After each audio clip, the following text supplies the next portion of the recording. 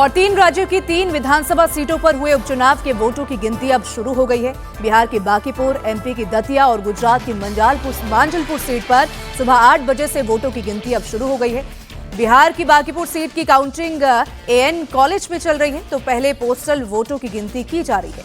किसी भी वक्त पहला रुझान आ सकता है। वहीं बिहार की बांकीपुर सीट बीजेपी की सबसे सेफ सीट मानी जाती है, लेकिन उपचुनाव में इस बार यहां त्रिकोणीय मुकाबला दिख रहा है। काउंटिंग सेंटर के बाहर सुरक्षा के पुख्ता इंतजाम किए गए हैं। काउंटिंग सेंटर के अंदर और बाहर भारी संख्या में पुलिस बल की तैनाती की गई। सभी आने जाने वालों की भी तलाशी ली जा रही है। बांकीपुर में बीजेपी के नीरज कुमार सिन्हा को आरजेडी की रेखा गुप्ता और जनसुराज के नेता प्रशांत किशोर से कड़ी टक्कर भी मिल रही है। तो 3 सीटों के उपचुनाव के नतीजे आज आ रहे हैं। मध्य प्रदेश की दतिया विधानसभा सीट के उपचुनाव के लिए भी आज वोटों की गिनती चल रही है। सुबह 8 बजे से वोटों की गिनती की शुरुआत हो चुकी है। इस वक्त पोस्टल बैलेट्स की गिनती वहां भी हो रही है। दतिया सीट पर 15 राउंड में पूरी काउंटिंग होगी। काउंटिंग सेंटर पर 20 टेबल्स पर गिनती हो रही है।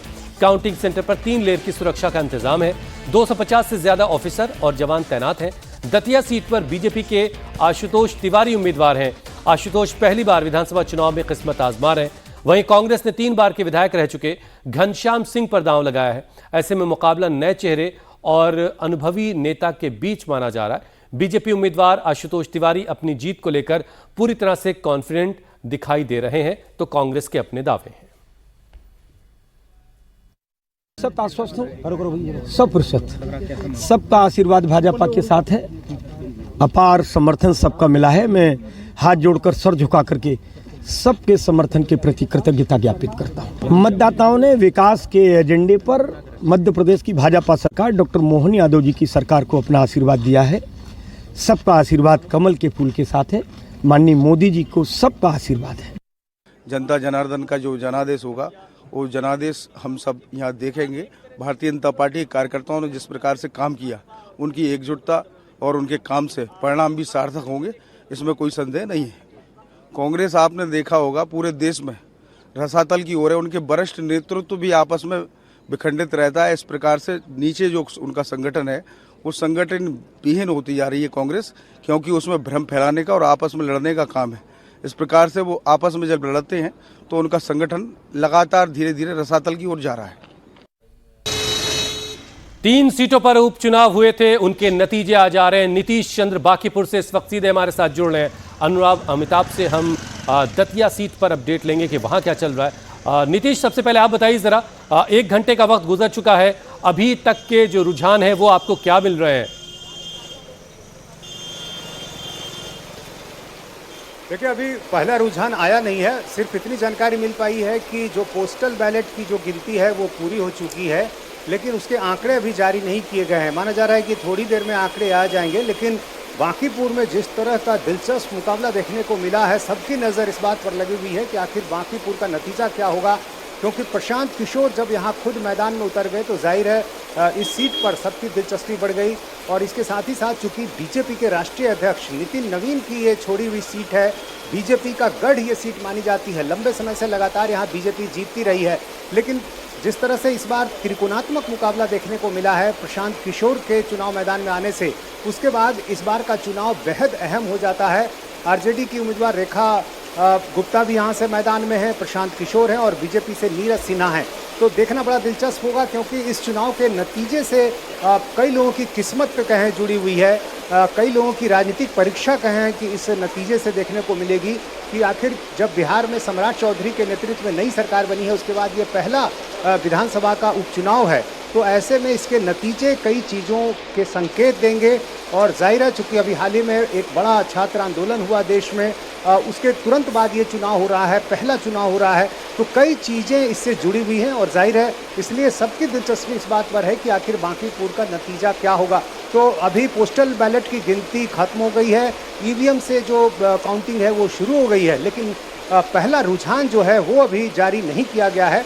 तो नीतीश, लेकिन नितिन नवीन जिन्होंने वो सीट छोड़ी है बांकीपुर की, वो अब खुद अध्यक्ष हैं पार्टी के, तो ऐसे में वो सीट जिताना उनके लिए भी एक अपनी साख का भी सवाल है।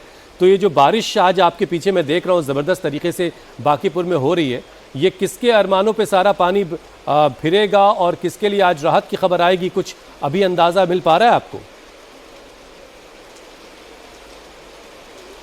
देखिए, जब मतदान हुआ जिस दिन, उस दिन जो अलग अलग जगहों से जो खबरें आई, हर दल ने अपना अपना विश्लेषण किया, कुछ एग्जिट पोल भी आए और उसके बाद अलग अलग तरह के नतीजे आए हैं। तो काफ़ी मिक्स्ड रिएक्शन है। हर कोई अपनी जीत का दावा कर रहा है। प्रशांत किशोर खुद दावा कर रहे हैं कि इस बार उनको जीत मिलने जा रही है।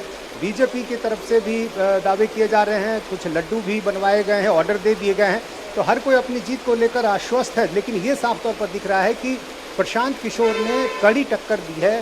बीजेपी का मुकाबला यदि दिख रहा है तो शायद प्रशांत किशोर दूसरे नंबर पर हो सकते हैं। और यदि ऐसा भी हुआ तो ये एक बड़ी उपलब्धि होगी प्रशांत किशोर के लिए, जनसुराज के लिए, क्योंकि विधानसभा। चलिए थोड़ा इंतजार करते हैं, उसके बाद पहला रुझान जैसे ही आएगा नीतीश हम आपके पास फौरन लौटेंगे कि वहां का जो पहला रुझान है बांकीपुर सीट का कम से कम वो क्या कहता है। दतिया में क्या हाल है ये जानने के लिए हम अनुराग के पास चलते हैं। अनुराग, काफी हमने रस्साकशी देखी, नरोत्तम मिश्रा को टिकट ना मिलना, उसके बाद आशुतोष तिवारी को टिकट दिया जाना, अब सीधी लड़ाई कांग्रेस और बीजेपी के बीच मानी जा रही है। शुरुआत का घंटा बीत चुका है, आपके पास क्या अपडेट है? अनिश्चित तौर पर जैसे कि शुरुआत ही आपने कर दिया है, ये शायद एक ऐसा होगा जहां पर ना बीजेपी के प्रत्याशी कांग्रेस के प्रत्याशी की इतनी चर्चा रही, बल्कि उस शख्स की चर्चा रही जिसका टिकट बीजेपी ने काटा, यानी पूर्व गृह मंत्री और मध्य प्रदेश का नरोत्तम मिश्रा का टिकट कटी। जिस तरीके से लगातार 2 दिन दतिया में उपद्रव देखा गया, जिलाध्यक्ष समेत बीजेपी के तमाम जो बड़े पदाधिकारी थे उनके इस्तीफे देखे गए। इसके बाद ये इलेक्शन इसलिए महत्वपूर्ण हो जाता है न केवल बीजेपी के लिए बल्कि कांग्रेस के लिए। बीजेपी की अगर हम पहले बात कर ले तो बीजेपी के लिए इसलिए महत्वपूर्ण हो जाता है क्योंकि ये सीट जीतकर भले ही नरोत्तम मिश्रा के तमाम जो समर्थक थे उन्होंने खुलकर जो है बगावत की थी, लेकिन ये संगठन के लिए इसलिए महत्वपूर्ण चुनाव इससे ये एक अक्रॉस द स्टेट मैसेज जाएगा पूरे देश में कि कोई भी सीट परंपरागत किसी वरिष्ठ नेता की नहीं होती है। सीट होती है उस पार्टी की जो उसे टिकट देती है, यानी वर्चस्व की जो लड़ाई जो नेता हमेशा लड़ते हैं कि ये मेरी सीट है, 8 बार से मैं चुनाव जीत चुका हूं, उस वर्चस्व को खत्म किया जाएगा। अगर नरोत्तम मिश्रा की ये सीट बीजेपी जीतती है, बीजेपी संगठन मैसेज देने की कोशिश करेगी कि भले ही नरोत्तम मिश्रा प्रभुत्व उनके समर्थक थे, बावजूद उसके हम चूंकि कैडर बेस्ड पार्टी हैं, हमारा संगठन इतना मजबूत था कि हमने जीत दिलाई। दूसरी तरफ ये अगर कांग्रेस की तरफ रुझान जाता है तो कांग्रेस के लिए भी महत्वपूर्ण है। जीतू पटवारी की अग्नि परीक्षा है, उनको कहने को मिलेगा तमाम राजनीतिक जो उठापटक चली उनकी पार्टी के अंदर, जैसे महत्वपूर्ण घटनाक्रम हुआ महज 12 घंटे पहले, आज 8 बजे जब वोटिंग शुरू हुई उससे 12 घंटे पहले कांग्रेस ने जो नरोत्तम मिश्रा को जिस कांग्रेस के अनुराग मैं रोक रहा हूं, दतिया पर पहला रुझान आ गया दतिया सीट का और आशुतोष तिवारी पहले रुझान में आगे दिखाई दे रहे हैं। ये बड़ी खबर इस वक्त की हम बता रहे हैं। आशुतोष तिवारी जो बीजेपी के उम्मीदवार है वो पहले रुझान में आगे दिखाई दे रहे हैं, लेकिन ये सिर्फ रुझान है। अभी 1000 वोटों से आगे चल रहे हैं पहले राउंड में आशुतोष तिवारी। अनुराग अपनी बात आप पूरी करें और एक चीज और इसमें जरा बताइए कि जो आखिरी वक्त में हमने नरोत्तम मिश्रा को आशुतोष तिवारी के साथ खड़ा हुआ देखा, क्या वोटिंग के वक्त वो सारी चीजें वैसे ही रहीं या पर्दे के पीछे कुछ और भी ऐसा है जो आपकी आंखों ने देखा?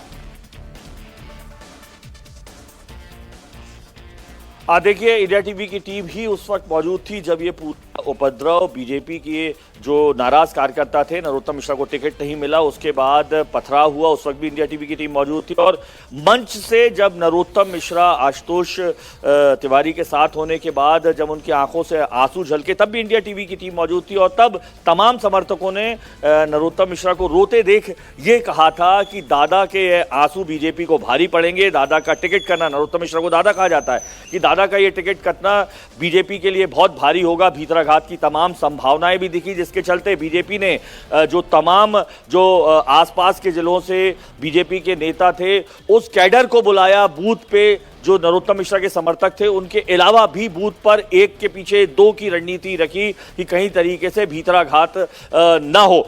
लेकिन जिस तरीके की राजनीति हमने देखी कि 2 दिनों में जिलाध्यक्ष ने तमाम जो जिला पंचायत अध्यक्ष रहे, नगर पालिका के लोग रहे, तमाम लोगों ने इस्तीफा दिया था। ऐसे में कैडर पूरा खत्म होते हुए दिखा। लेकिन मध्य प्रदेश के मुख्यमंत्री मोहन यादव समेत तमाम कद्दावर नेता, शिवराज सिंह चौहान रहे हो, ज्योतिरादित्य सिंधिया रहे हो, उन्होंने लगातार कैंपेनिंग की, गांव-गांव गली जाकर ये मैसेज देने की कोशिश की कि जिस तरीके का विकास नरोत्तम मिश्रा के समय हुआ है उसी तरीके का विकास आशुतोष तिवारी के समय भी होगा।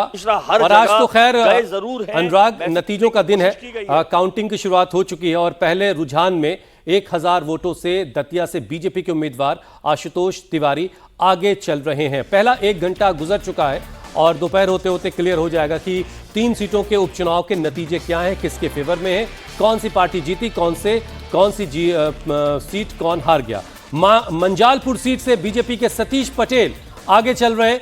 तीसरी सीट गुजरात की, जहां से रुझान आ चुके हैं, 1500 वोटों से वो आगे चल रहे हैं। मंजालपुर सीट का ये पहला रुझान है, बीजेपी के सतीश पटेल वहां से आगे चल रहे हैं। तो आज गुजरात की मंजालपुर सीट पर भी वोटों की गिनती जारी है और सुबह 8 बजे से ही काउंटिंग सेंटर पर वोटों की गिनती हो रही है। मंजालपुर में बीजेपी और कांग्रेस के बीच सीधा मुकाबला है। यहां बीजेपी से सत्येंद्र भाई पटेल और कांग्रेस से भीका भाई रबारी के बीच मुकाबला है और ऐसे में सतीश पटेल आगे चल रहे हैं। तो मंजालपुर सीट पर यह पहला रुझान आया है और बीजेपी के सतीश पटेल अब कांग्रेस के कैंडिडेट से आगे चल रहे हैं, 1500 वोट से आगे चल रहे हैं। तो कुल मिलाकर के 2 सीटों का रुझान आ चुका है। दतिया में आशुतोष तिवारी बीजेपी के वो आगे चल रहे हैं, मंजालपुर सीट से बीजेपी के सतीश पटेल आगे चल रहे हैं।